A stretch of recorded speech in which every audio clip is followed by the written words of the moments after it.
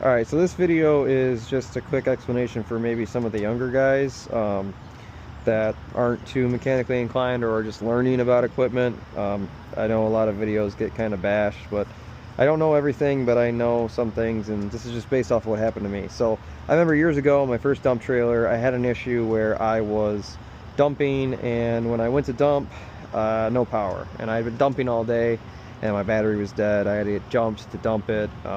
Since then, I mean, we carry a big long set of jumper cables that can reach the trailer if need to.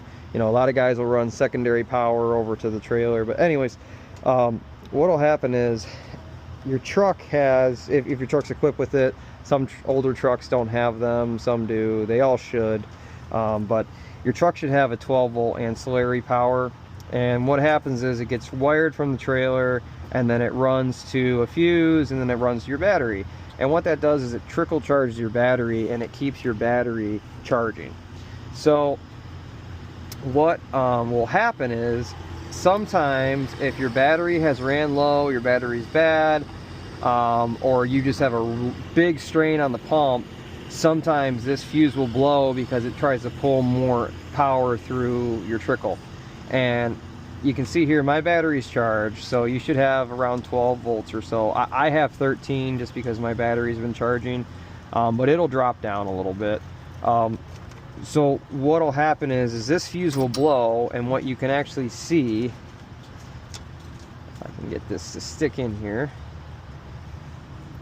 should have clamps. So you can see when the fuse blows, I have charging on my truck side, and now also the fuse in the truck can blow too, so you have to check that.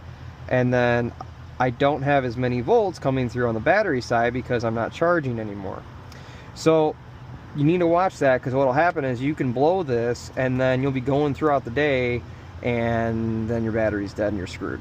So just one thing to watch, just keep these extra fuses, see what size fuse your trailer has. Most have a bigger fuse in them, 20, 30 amp fuse.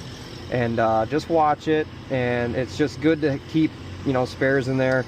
And then what you can see now is now my volts are going to go up because I'm charging off of my battery.